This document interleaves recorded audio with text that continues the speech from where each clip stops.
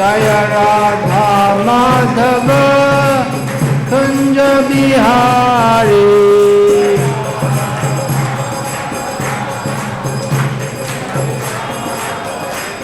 Hare Krishna, Krishna Krishna, Hare Hare, Hare Rama, Rama Rama, Hare Hare.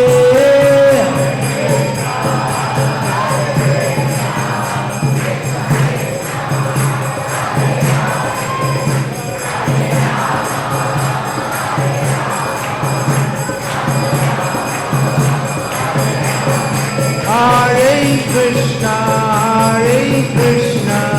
Krishna Krishna, Hare Hare, Hare Rama, Rama Rama, Hare Hare.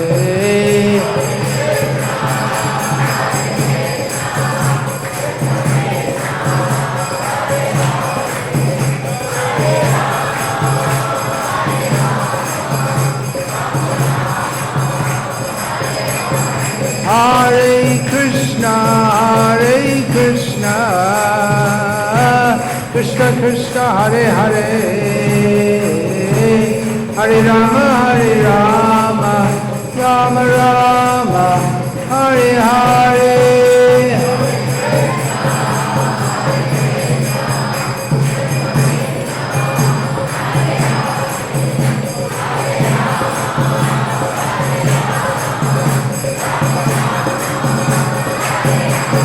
Hare Krishna,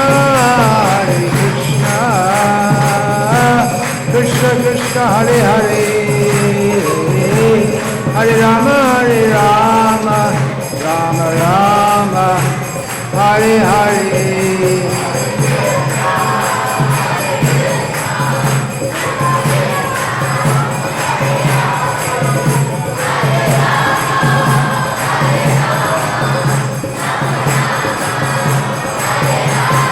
Hare Krishna, Krishna Krishna, Hare Hare, Hare Rama, Rama Rama, Hare Hare.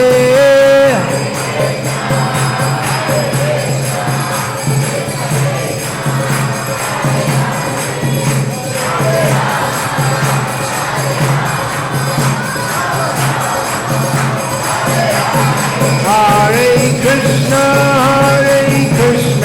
Krishna Krishna, Hare Hare, Hare Rama, Rama Rama, Hare Hare.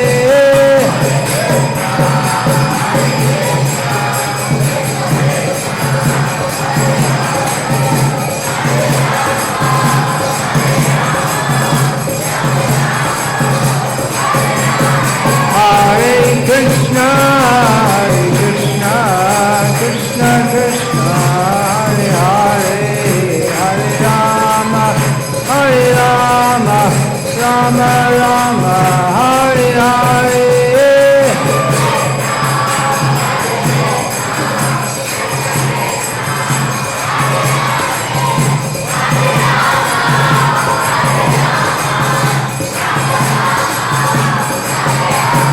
Hare Krishna, Krishna Krishna, Hare Hare, Hare Rama, Rama Rama, Hare Hare.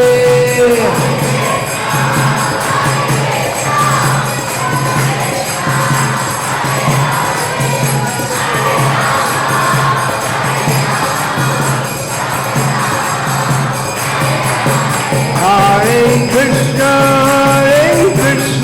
Krishna Krishna, Hare Hare, Hare Rama, Rama Rama, Hare Hare.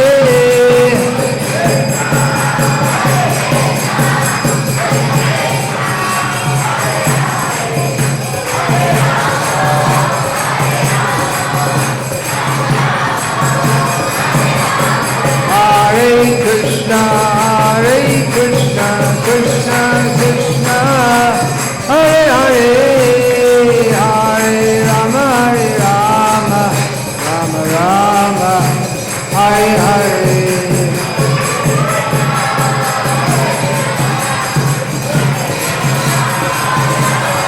Hare Rama, Rama Rama, Hare Hare.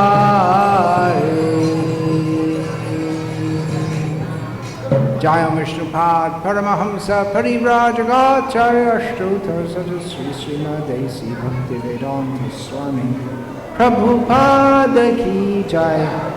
Jaya Vishnupad Paramahamsa Parivrajagacharya Ashtuta Sajasri Srimad Bhakti Siddhanta Saraswati Goswami Maharaj Prabhupada Ki Jai.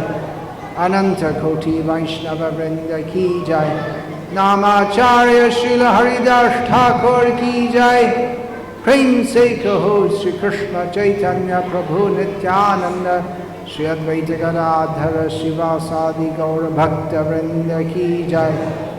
Shri Shri Radha Krishna Gopa Gopi Go Shyama Kunda Radha Kunda Giri Govardhan Ki Jai. Vrindavan Dham Ki Jai. Navarit Dham Ki Jai. Ganga Mai Ki Jai. Yamuna Mai Ki Jai. Bhakti Devi Ki Jai. Tulasi Devi Ki Jai. Samaveta Bhakta Vrinda Ki Jai. Gaura Premanande Hare Hare Bol. Nama Om Vishnu Padaya Krishna Prasthaya Bhutale Srimate Bhakti Vedanta Swami Namaste Saraswati Devi Gauravani Pachani Nirvishesha Srimati Paschata. Yeah, just put them, better just put them all outside. They're just going to disturb.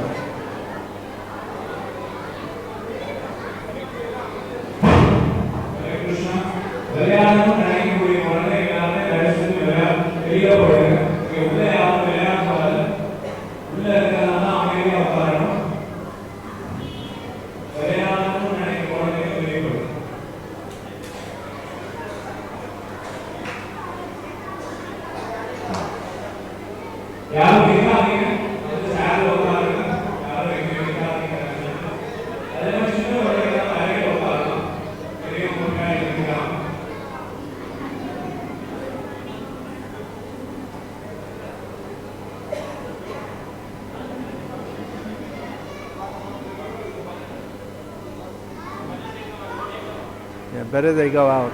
Better they all go out, yeah.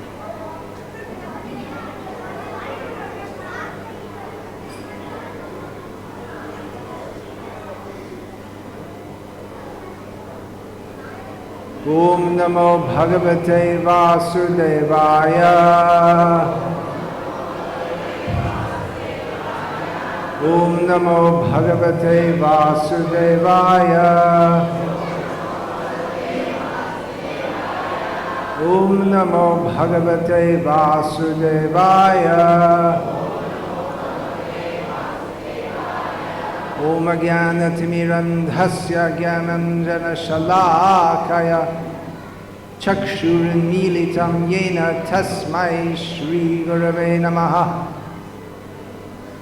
Nama Shreshtham Manamapi Satchi Putramatra Swarupam Rupam Tasyagrajam Urupurim Mathurim Goshtapatim Radha Kundam Girivaramaho Radhika Madhavasham Prapto Yasya Pratita Kripaya Shri Gurum Tam Natosmi Vandeham Shri Guru Shri Atafpada Kamalam Shri Guru Vaishnavangscha Shri Rupam Sagrajatam Sahagana Raghunatam Vitam Tam Sajivam Sadvaitam Savadhutam Parijana Sahitam Krishna Chaitanya Devam Shri Radha Krishna Padan Sahagana Lalita Shri Vishakhan Vitam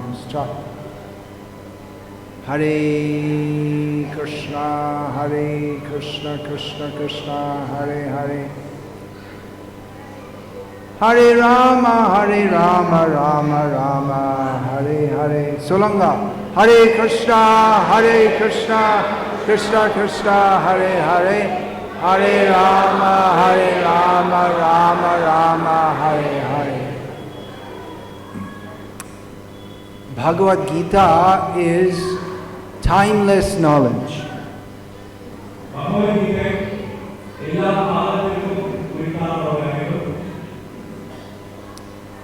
What does that mean? Bhagavad-gita was spoken by Lord Krishna 5,000 years ago at Kurukshetra.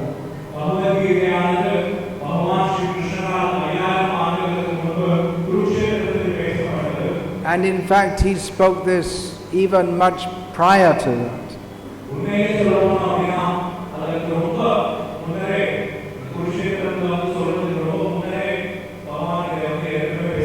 Imam vivasvate yogam proktavanaham avyayam vivasvananave prahur manur ikshvakave bravit. In Bhagavad-gita, Lord Krishna states that he spoke this knowledge long, long ago to Vivasvan, the sun god.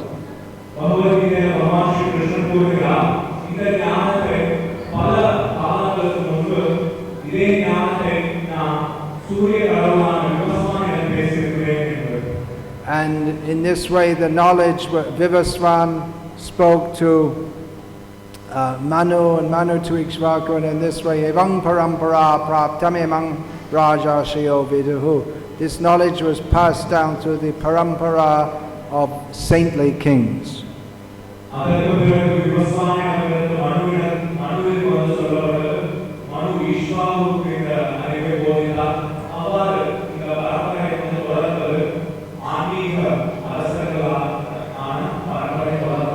So this knowledge has been extant in human society and even higher than human society, practically since time immemorial.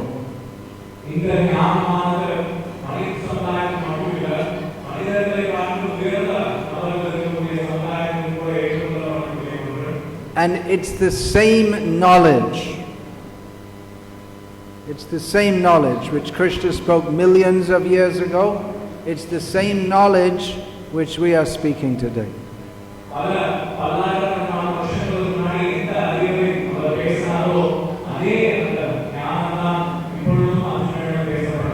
Now that is different to the kind of knowledge which we call material knowledge.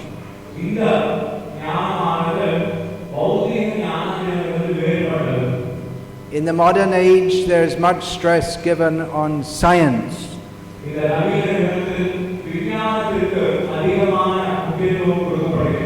Just like all these little boys are running around. And, yeah. They have to study in school. They won't be taught Bhagavad-gita. They will be taught about science. Now, who are the greatest figures in science, in history?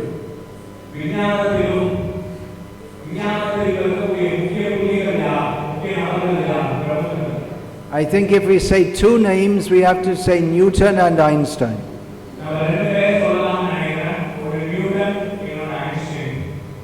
Now, if we want to study science today, we won't study Newton directly.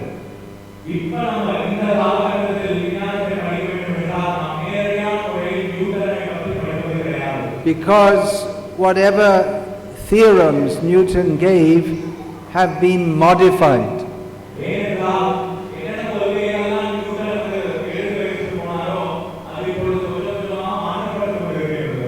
For some centuries it was thought that Newton, whatever he said, was completely perfect, but toward the end of the 19th century it was discovered that Newton's theorems don't fit in all circumstances.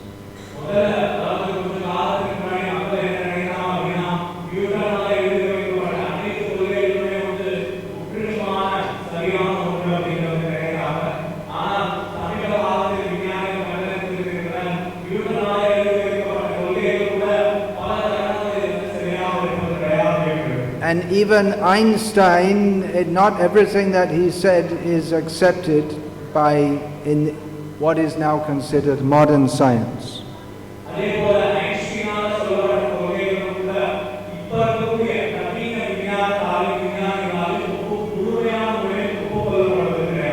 So there's an idea in science that there are great persons who discover different theorems.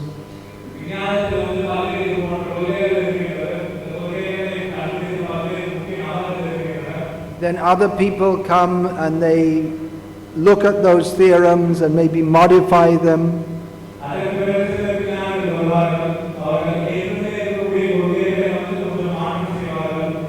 And in this way they become more and more close to understanding what the actual fact is.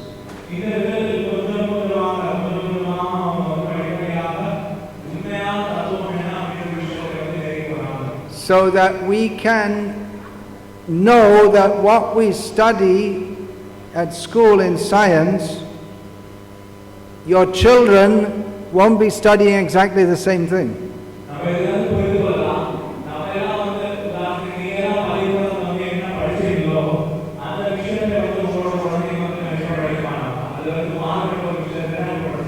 Because more studies will come, and whatever theories are accepted today will be modified in future.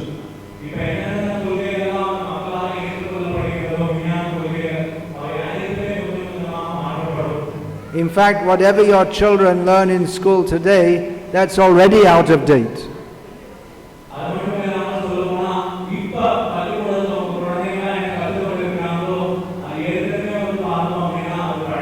Because whatever the scientists discover or think is now correct, that takes time for that to be integrated in the school curriculums.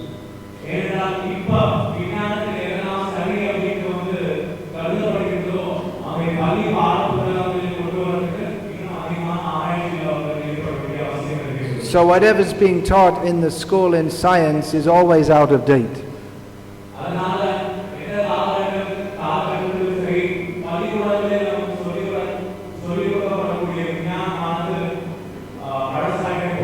And there will never come a point in science in which they can say, okay, now we understood everything, finished, nothing more to say.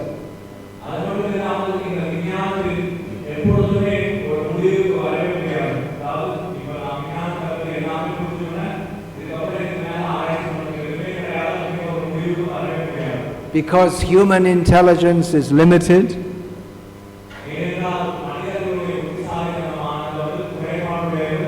And because it is the nature of Maya, the illusory energy of Krishna, that we cannot understand everything properly.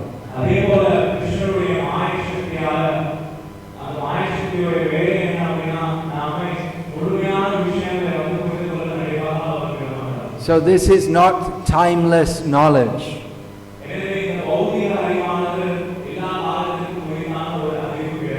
When I was at school, that would be 45 years ago, in the biology class, they taught us that cells, I'm talking about the cells in the body, they're very simple organisms.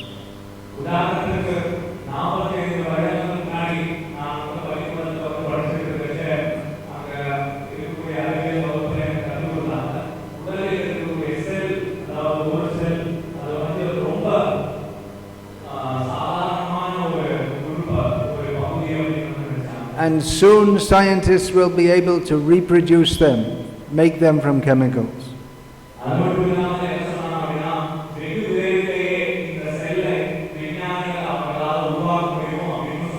So I wrote in my biology test that cells are very simple organisms, and soon the scientists will be able to reproduce them in the laboratory, and I passed the test.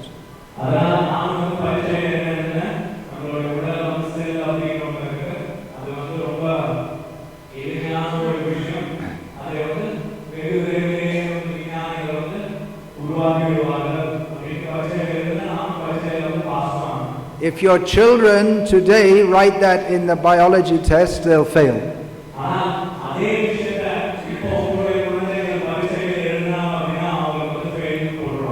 Because scientists discovered by more research that actually cells are extremely complex.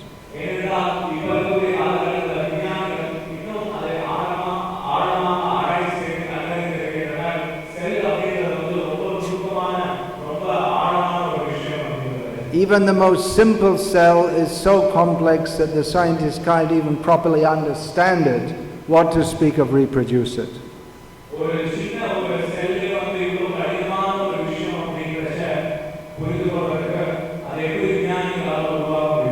So what I learned at school was incorrect. After I left school, I understood that what I'd studied was incorrect.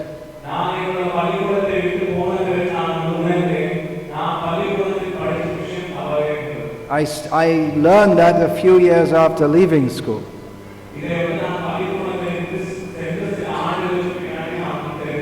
But then even some more years later, I discovered that even when I was studying that at school, the scientists already knew it wasn't true.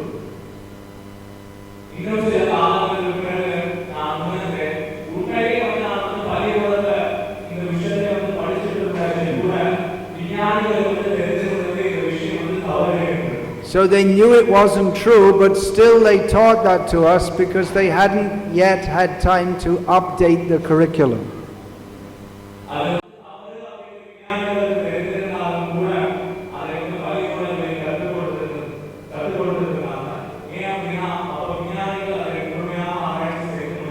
So this is not knowledge. This is not education. This is cheating. Pretending to give knowledge but giving people misinformation.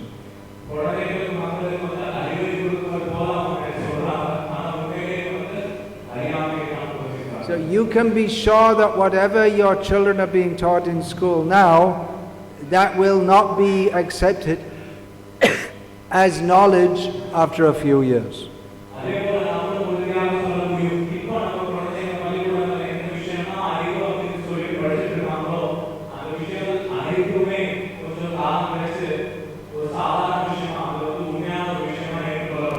And you can be sure that what Krishna spoke 5,000 years ago is true today and will be true in 5,000 more years also.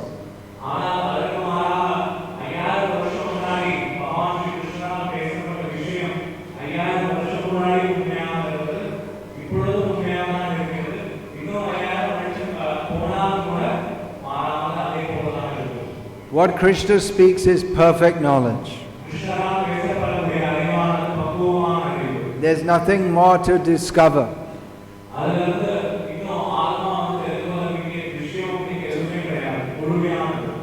Bhagavad-gita, in Bhagavad-gita, Krishna says,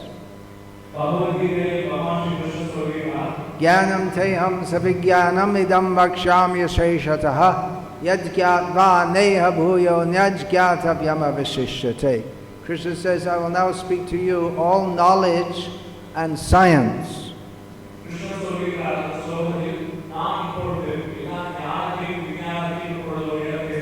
Giving an overview of all knowledge, by knowing which you will not have to know anything else.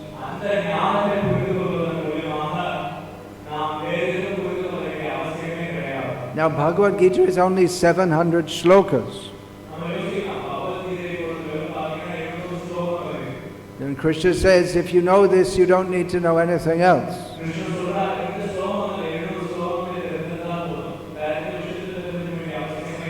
So does that mean that if you study Bhagavad-gita, automatically you become an expert in physics, biology, engineering, and all these subjects?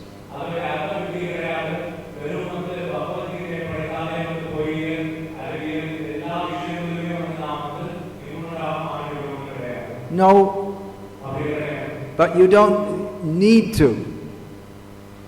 You don't need to know that. Now we're not saying that all mundane education should stop. But we should know that what we learn in mundane education, that will only be useful for us in this lifetime.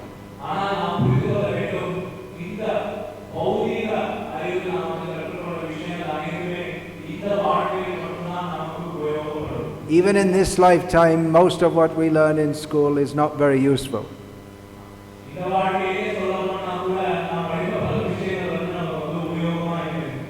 We can, those of us who have finished our education, we can think back on all the things we learned at school and how much we remember today and how much it's useful to us.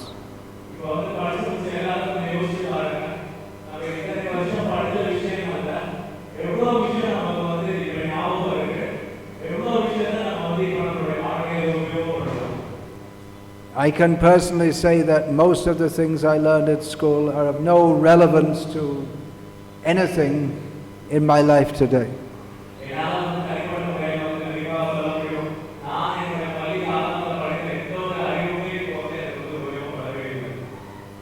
We studied chemistry, then what does it matter what the entropy or the enthalpy of something, it doesn't matter unless you're specializing in chemistry.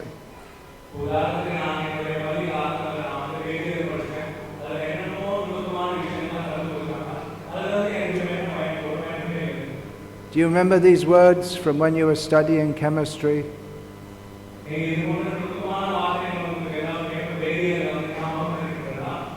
The entropy has to do with the ions within the molecules. How do you translate that into Tamil? Yeah, okay. Anyway, they probably all studied chemistry, many of them. But it doesn't matter. It doesn't matter to you. It's all going on all around us. All the different ions and chemical reactions, but we don't need to know it.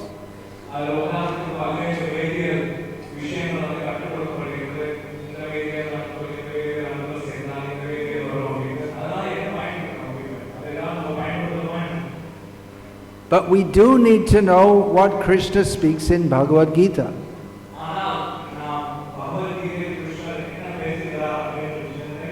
Because that is absolutely relevant to our life.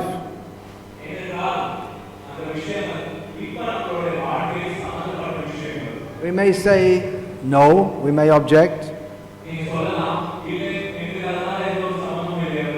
Arjuna was in a dilemma whether to fight or not. I'm not in that dilemma, so what do I need Bhagavad-gita for?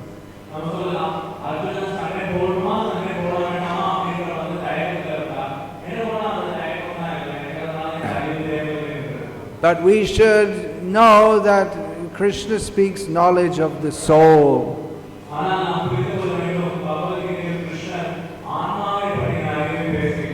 What is Krishna's first instruction in Bhagavad-gita?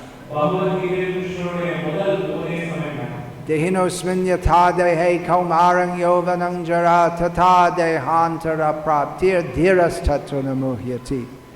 That we are in a body.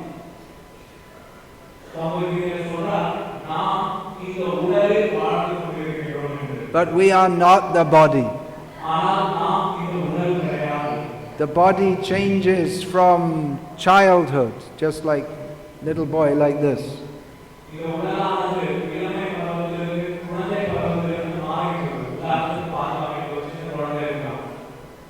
Then to youth, a little bit older. When they become a little bit older, it's called youth, yovanam.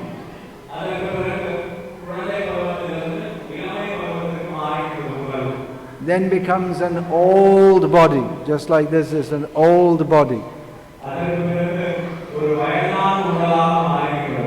And then the next thing is the dead body. We don't have any dead bodies here to show.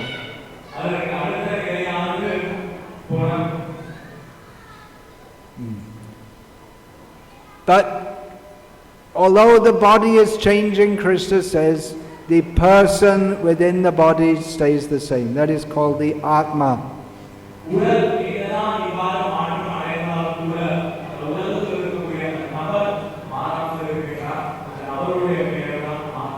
A sober person is not disturbed by all these changes.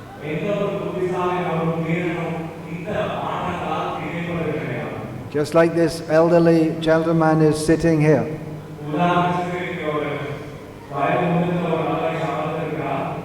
He can remember when he was a young boy jumping around like this.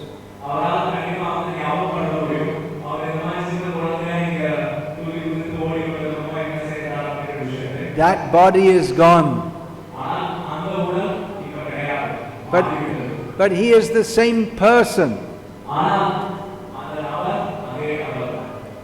That means that what is the steady factor? That is the Atma.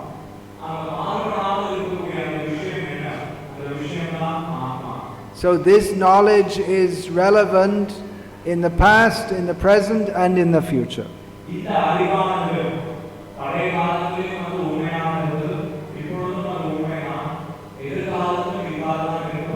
Therefore it is timeless knowledge.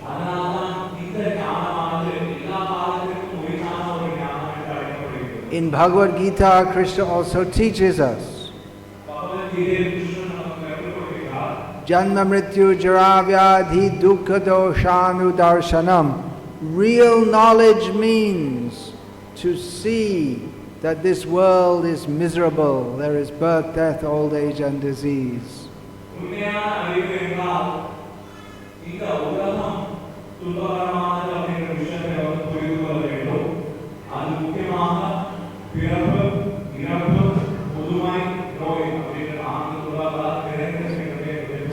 So this is timeless knowledge.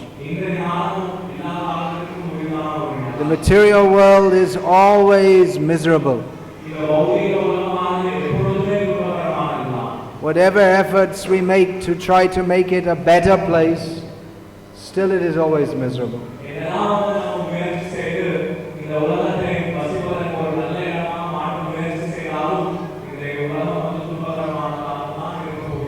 Just like recently there's the demonetization of large banknotes in India.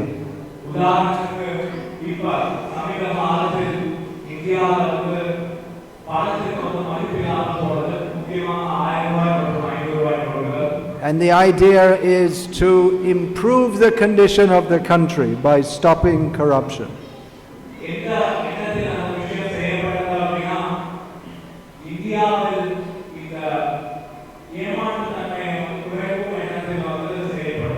So it is a debatable point whether it has or will improve the condition of the country.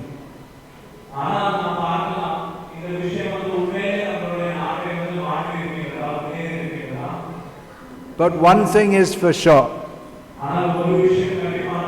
It's not going to stop birth, death, old age and disease.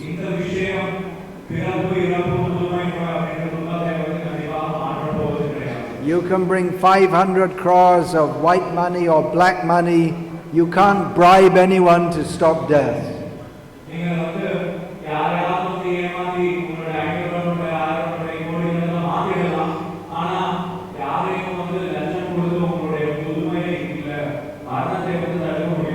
And even if you are very rich,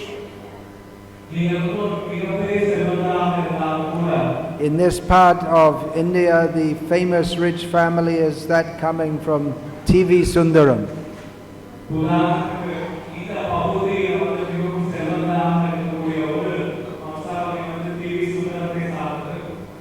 And the richest man in India is Mukesh Ambani.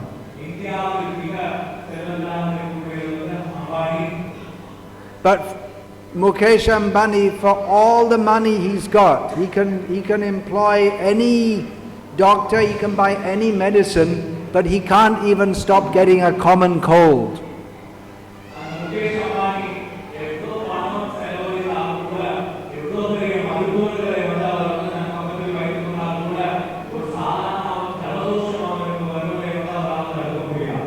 everyone gets a cold, right?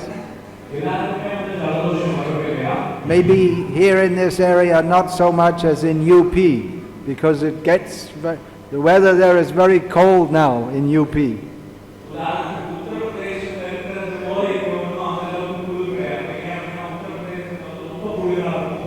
In this season in Uttar Pradesh, no one can imagine using fans.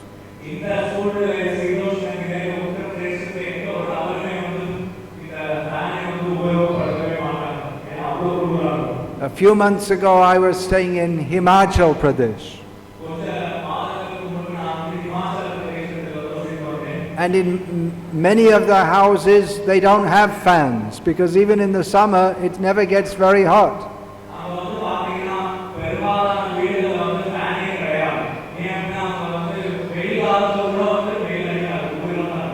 But still, even though the climate here is very warm, still people get colds.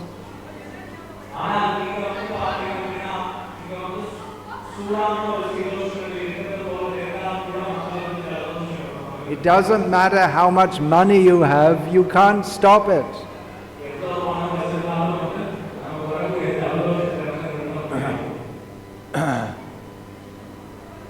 So these, even a common cold, it's not anything very serious.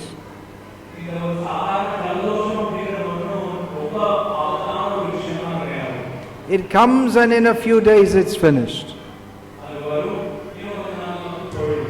But it's miserable. Is it not? When you have a cold, it's just miserable.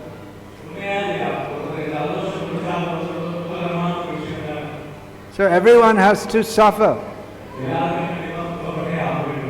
Is there anyone here over the age of 15 who has not had a toothache?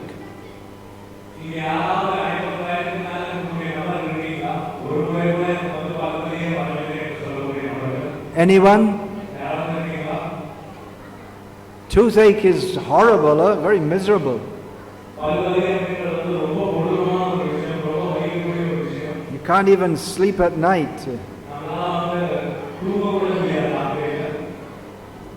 But this is miserable. What to speak? We have to die.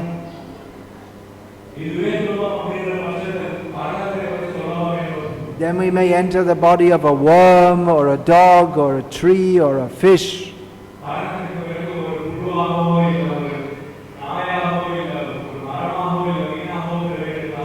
So this knowledge Krishna Bhagavan gives us in Bhagavad-gita. This is timeless knowledge. It's always a fact of the material world.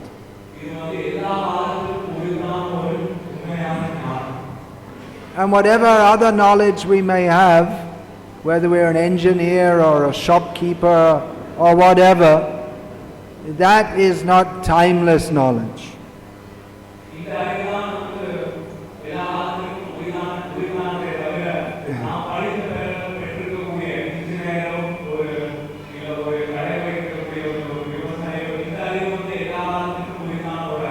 So we require the knowledge of Bhagavad-gita.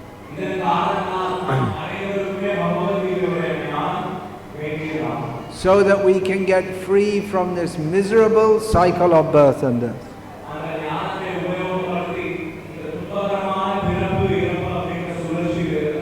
Krishna says in Bhagavad-gita, if you know this knowledge, you know everything.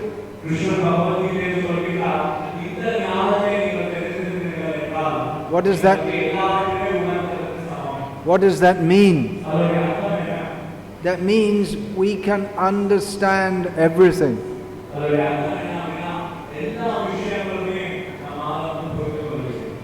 Just like, there's so many miseries in the world, we can understand why. We can understand why there are so many miseries.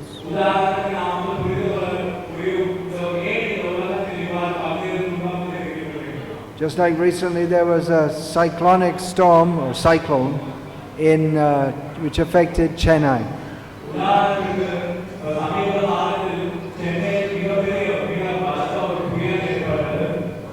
People in South Tamil Nadu don't care very much if Chennai is affected by a storm.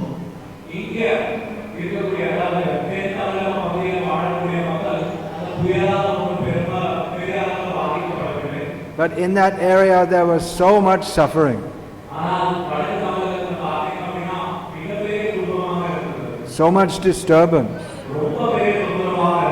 so much damage, so much loss of income. Why do such things happen? Can anyone say? The scientists may say, well, there was a low front, heavy depression in the Bay of Bengal, and therefore it happened.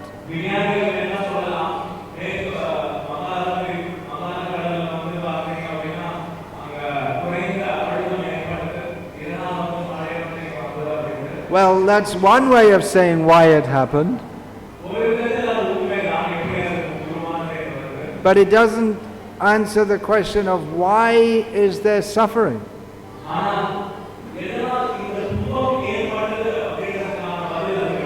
We can explain scientifically there's a low trough and the storm comes, but that doesn't explain why there is suffering.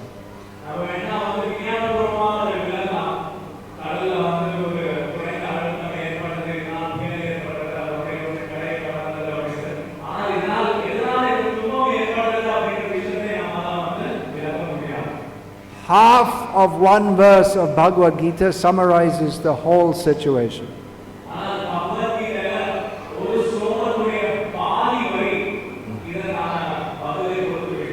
Purusha sukha dukhanam bhuktritve heturuchyate.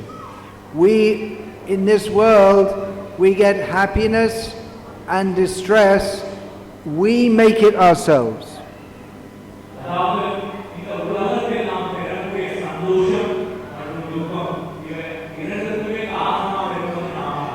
Man is the architect of his own destiny.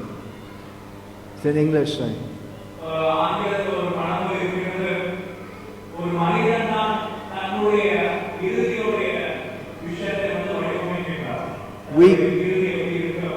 We get what we deserve.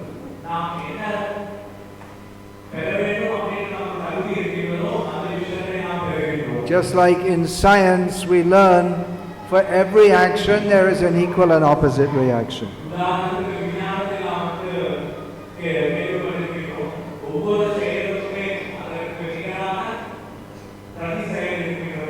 So that is true on the karmic level also. You may say, well, the people, they were living very well, they were living good lives, they didn't do any harm to others.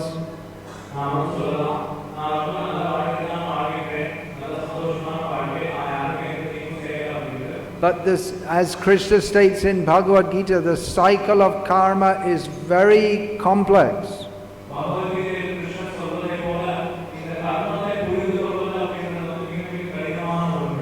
We may be getting the reaction to something we did in a previous life or even several lives previously.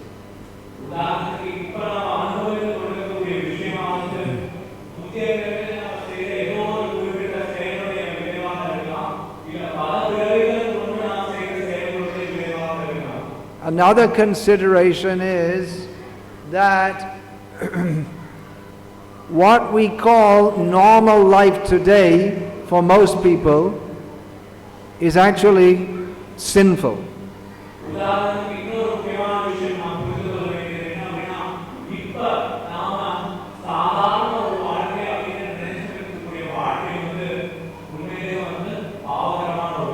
I'm particularly referring to meat eating.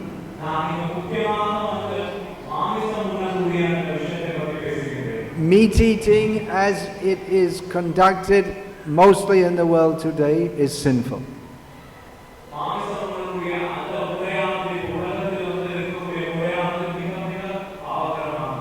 Because by killing the animals, it causes them pain.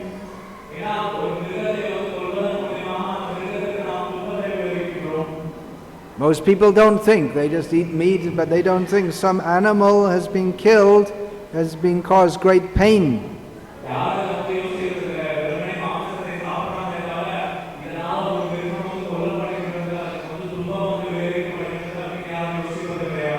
So if we cause pain, then we have to suffer pain. That is the law of nature.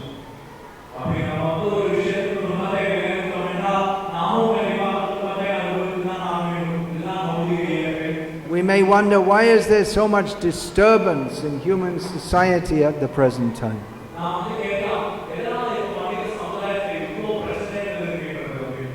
This terrorism is spreading all over the world,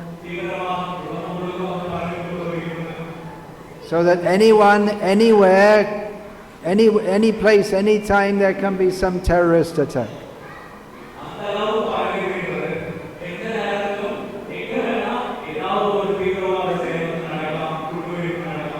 In Coimbatore, how many years ago was that? About 15 years ago? There was a major terrorist attack with, I think, more than 100 people killed.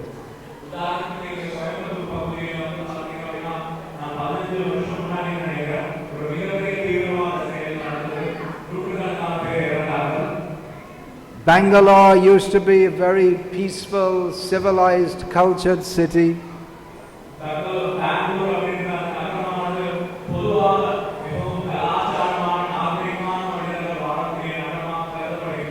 Now it's in the news for mistreatment of women.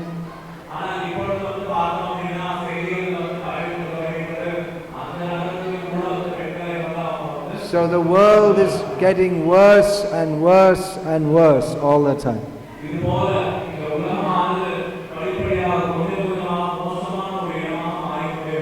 Why?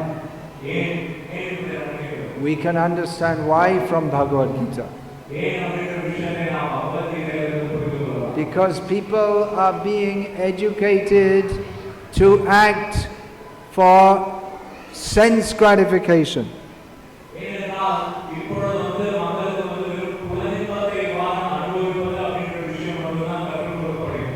And sense gratification, sinful activities are being promoted.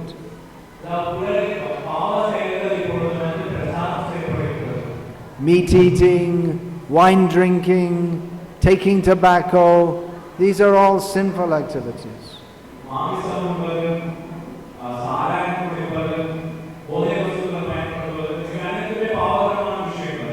Via the cinema, they're promoting illicit sex, and on the TV also.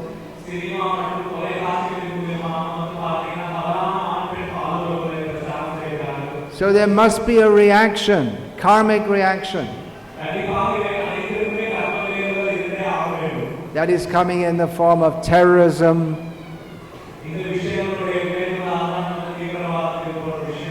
cyclones, tsunamis, lack of rain, and even just in everyone's day-to-day life, people feel very discontented.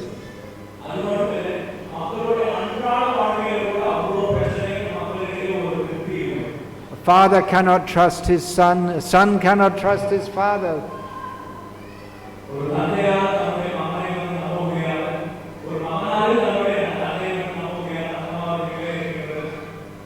There's no happiness. Bhagavad-gita teaches us the timeless knowledge of how to be fully happy.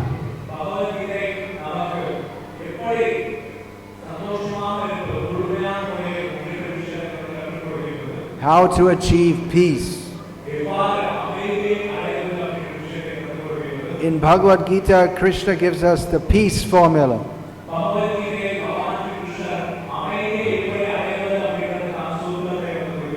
Bhuktaram yagya tapasam sarvaloka maheshwaram suhridam sarvabhutanam yatva mam shantim richati. There are three conditions to attain peace.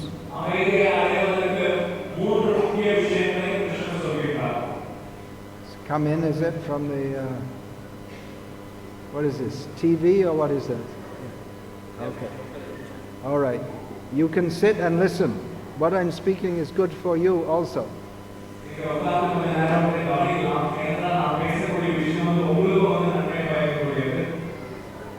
I'm speaking knowledge which is good for you.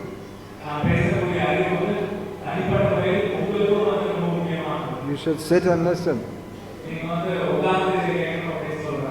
Do you feel complete peace in your life?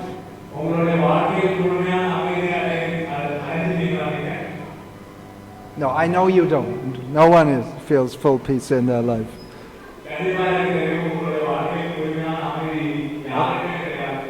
Okay, here is the peace formula from Bhagavad-gita.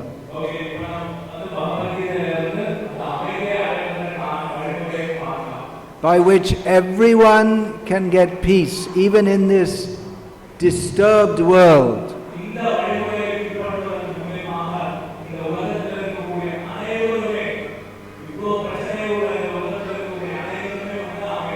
There are three things we have to understand.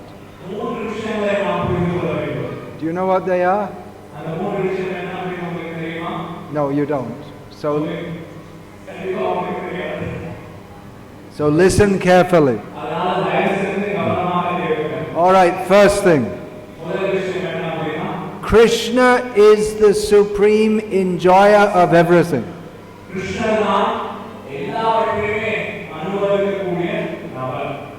Now, everything we do in our life, we do to try to get happiness, is it not?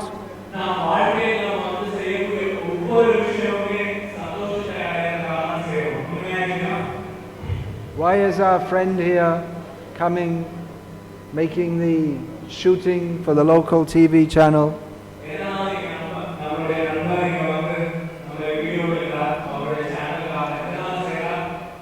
He's not interested, so why is he coming? It's a job for him. He requires to earn money to support his family. And by living in his family, he expects to be happy.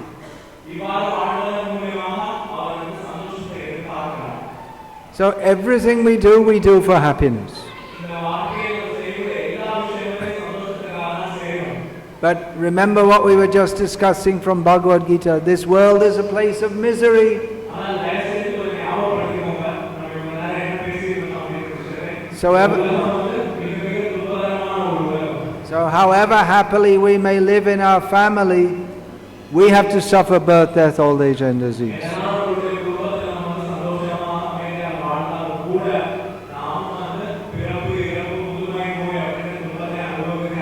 We don't only suffer from our own birth and death, but when our family members die or a family member becomes sick, we also suffer. We also feel disturbed.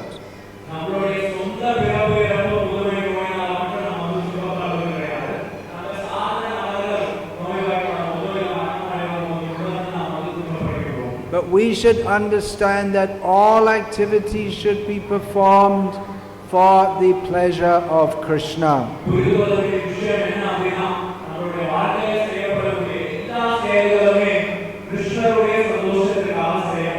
My life is meant for Krishna's service.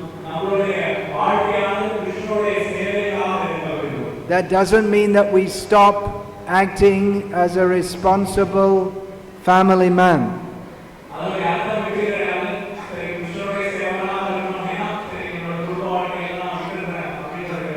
But we live in family life so that all the family members can come together and glorify Krishna.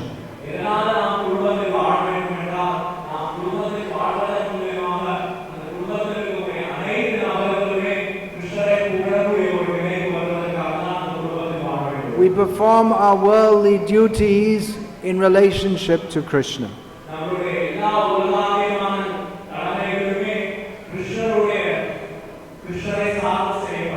And remembering Krishna. Just like Krishna told Arjuna, Arjuna didn't want to fight. Krishna told him, Mama nasmara yuddhacha. You fight, you think of me, also.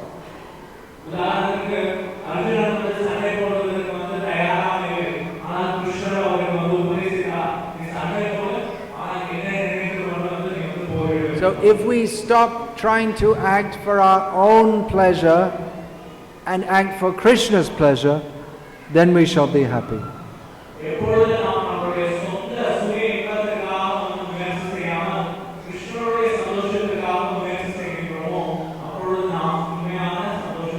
Why should we act for Krishna's pleasure? That brings us to the second point.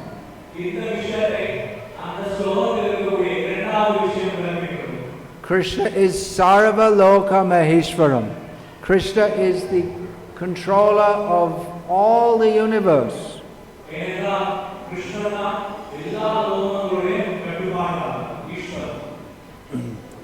He is the Supreme Lord.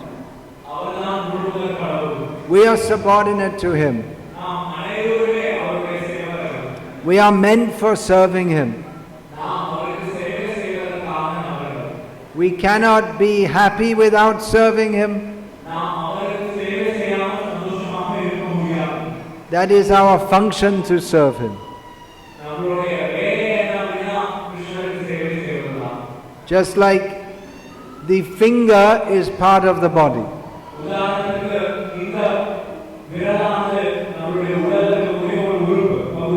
The finger has to act in relation to the body. If the finger is cut off from the body, it has no more function to serve.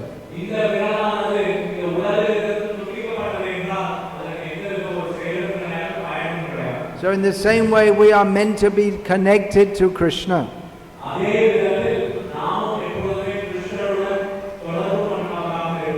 If we serve Krishna, then we act in our proper function.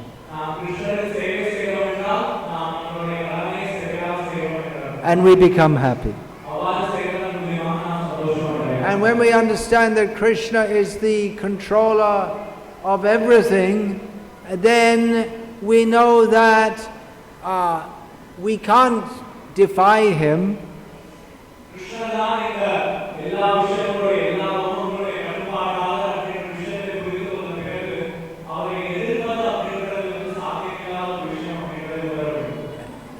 However much we try to improve this world, ultimately everything is in His hands.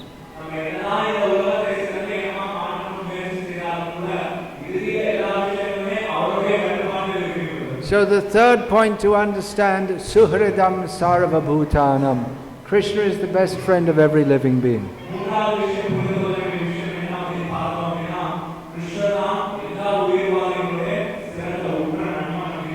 Krishna is our best friend. He is protecting us.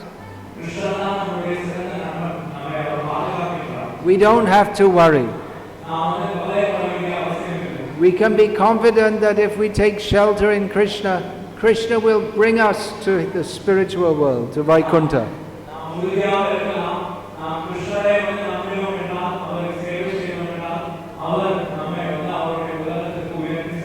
Krishna is my best friend. He's not only my best friend, but He's the best friend of all living beings.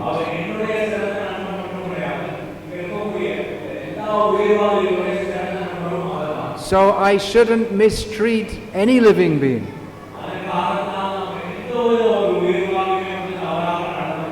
So we can understand how this timeless knowledge of Bhagavad-gita will help us in the best way.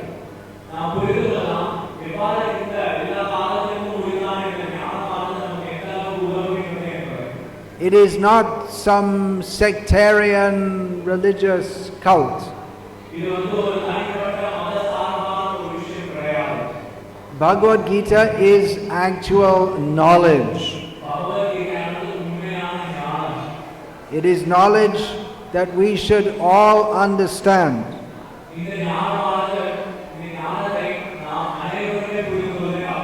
So as to live this rare human life in the best possible way.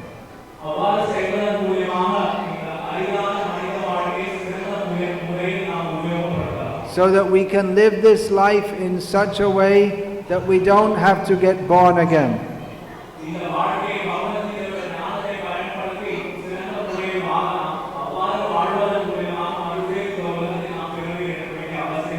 So that after leaving this body, we can go to Krishna in the spiritual world.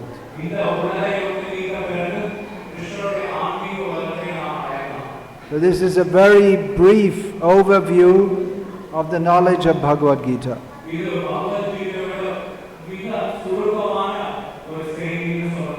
Which I have learned at the lotus feet of my Sri Gurudev, Srila Prabhupada,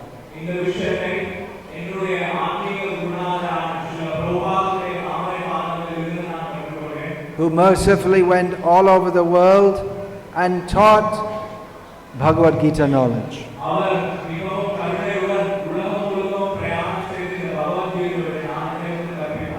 The essence of which is to glorify Krishna. Satatam kirtayanto mam. In Bhagavad-gita, Krishna says that Mahatmas, they always glorify Krishna.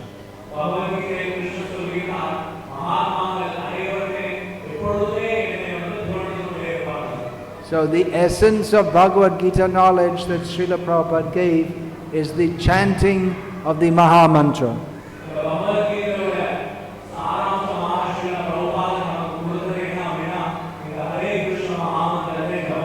Hare Krishna, Krishna Krishna, Hare Hare, Hare Rama, Rama Rama, Hare Hare. Chanting this Maha Mantra is the Yoga Dharma taught by Sri Krishna Chaitanya Mahaprabhu.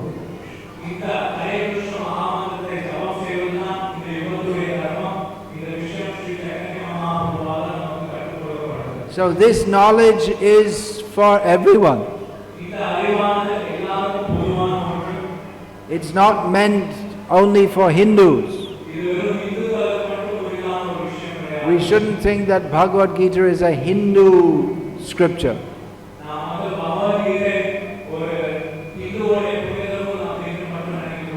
It is knowledge. It is meant for everyone.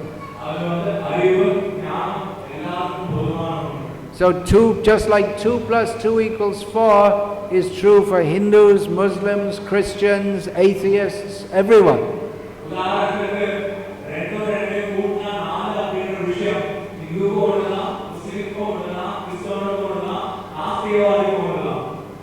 What Krishna teaches in Bhagavad-gita is knowledge. It's true for everyone.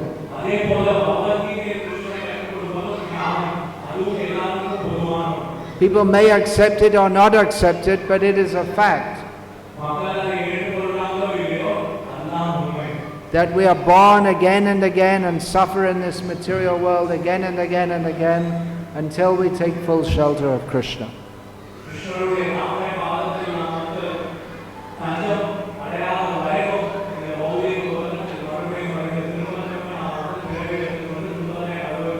So this knowledge is now being spread all over the world.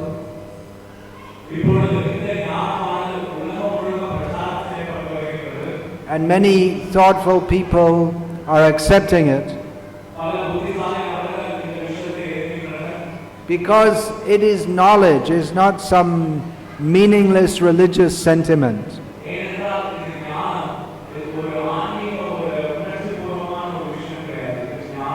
People who are highly educated, if you tell them you just have to believe something on blind faith, they won't accept it.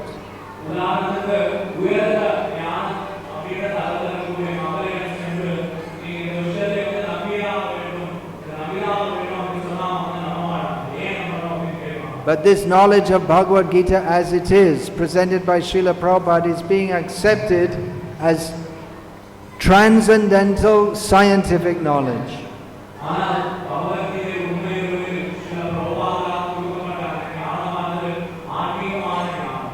But actually, although this knowledge is true, it's true in Tamil Nadu, it's true in the United States of America, it's true at the North Pole, it's true everywhere.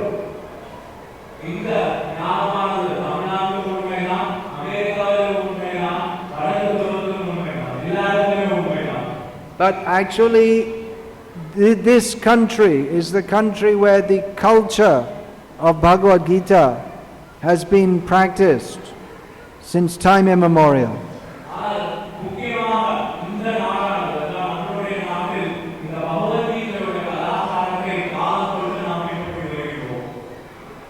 Particularly this area, there's so much in the culture. There is the Vaishnava culture.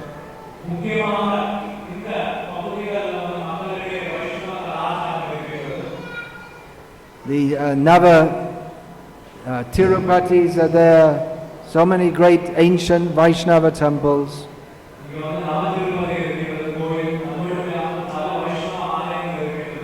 This knowledge was previously part of your culture, just like today watching cricket is part of your culture. It was central to your culture.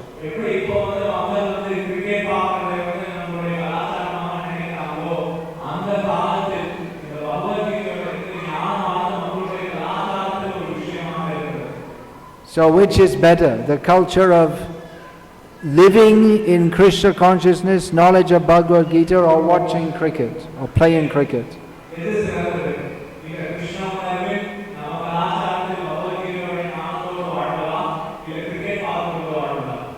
Cricket cannot help you at all.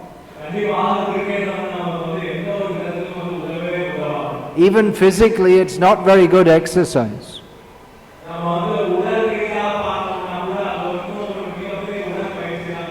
It disproportionately bowling or batting disproportionately exercises one side of the body.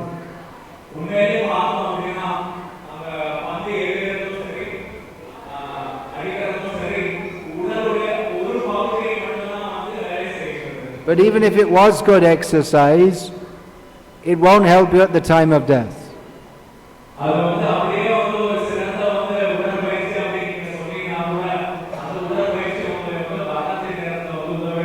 Whereas this knowledge of Bhagavad-gita will carry us beyond birth and death.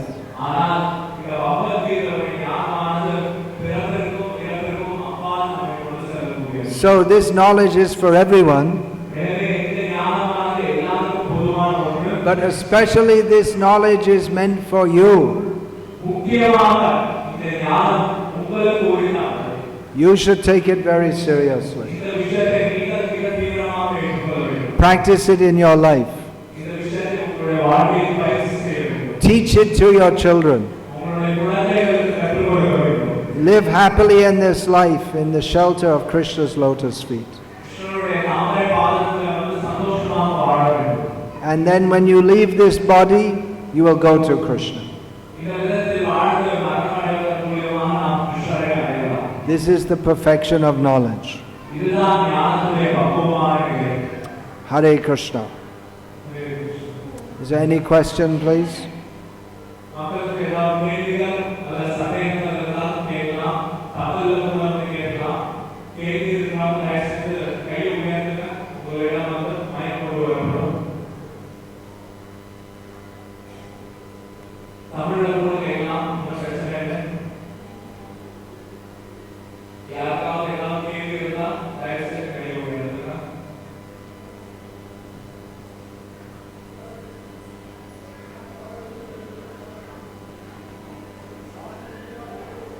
Speak in the mic. Mic.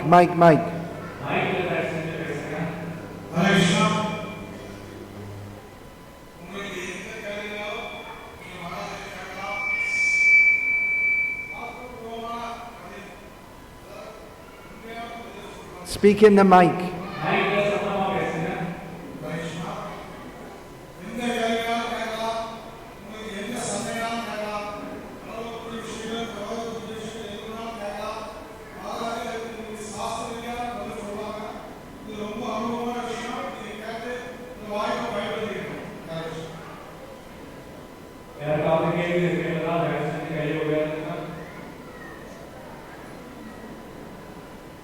Okay. Announce the books now, and then the questions can come, because people will start to leave.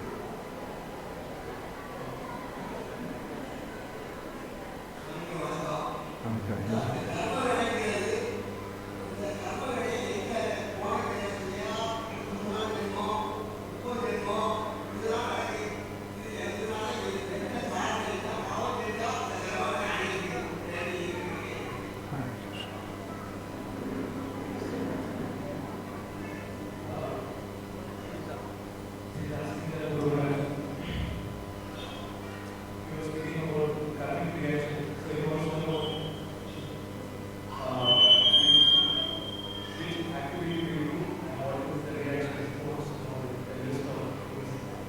It's very complex how karma works.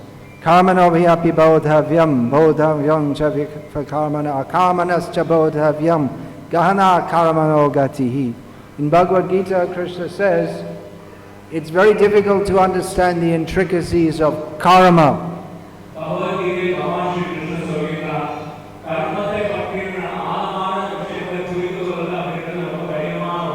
Of vikarma and akarma.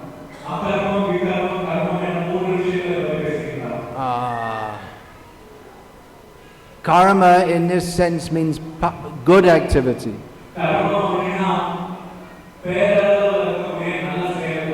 Vikarma means bad activity, sin, punya and papa.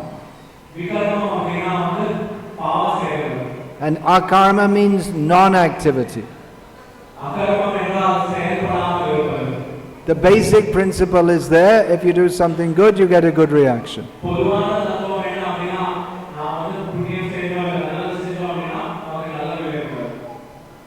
You see, at every moment we're doing something.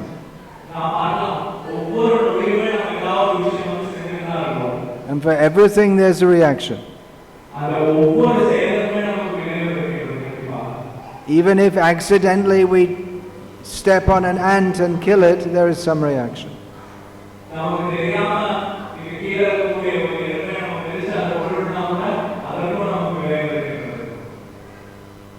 So exactly everything, we can't explain that.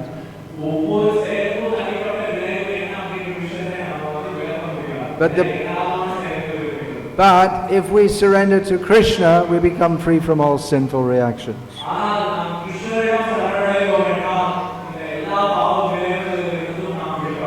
Krishna says,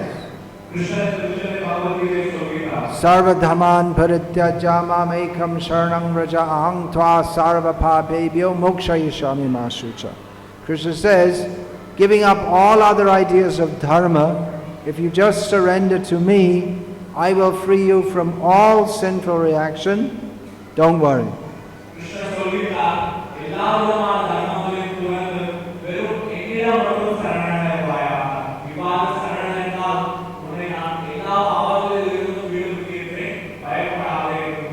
To understand this in more detail than I have time to speak on now, you must read this Bhagavad-gita as it is.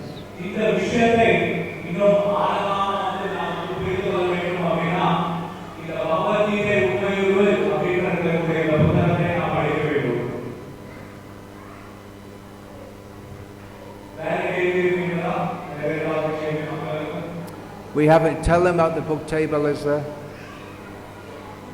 Tell them the book table is there. We have so many books.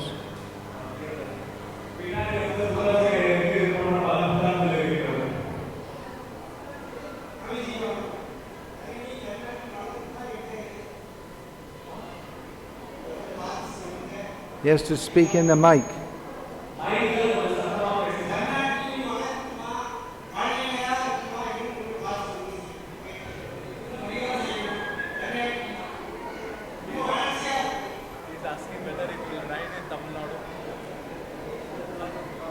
Yeah. That is a long problem.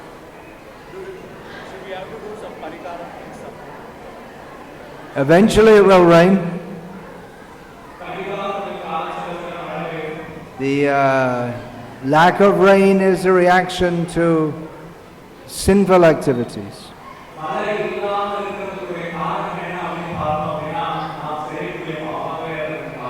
The government should stop all the slaughterhouses.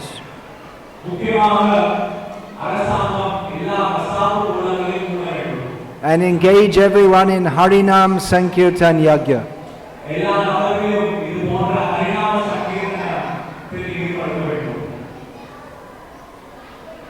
Then there will be rain.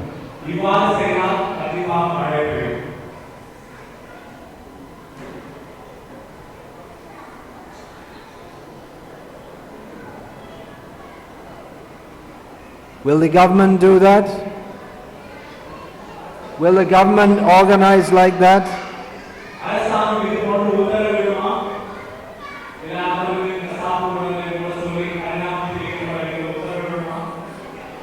No, the government will take money from the temples and use it for opening slaughterhouses.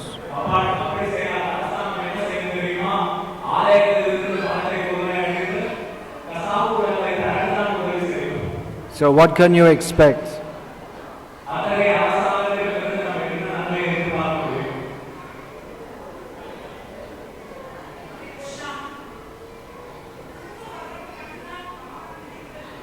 She has to speak in the mic. She's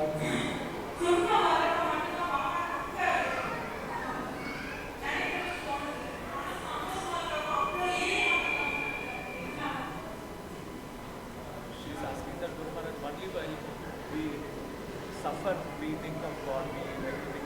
Other times we are not thinking. Why it is like that? Why is it like that we only think of God while we suffer? Because we're rascals.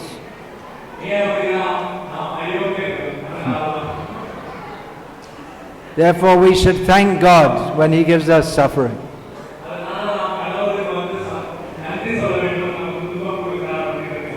Because if we remember God, then we'll go to God. And if we think I am happy and then I don't need God, then we'll perform sinful activities.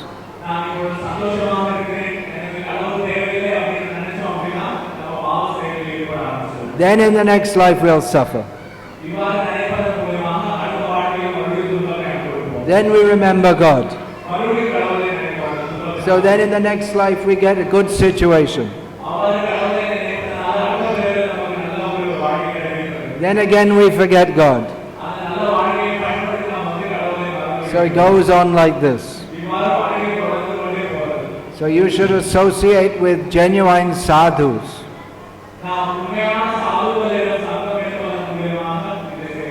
Genuine sadhu will teach you the truth of Bhagavad-gita. These sadhus who just give you some ashirvad, but they don't give you spiritual knowledge, they're all just cheaters, that's all.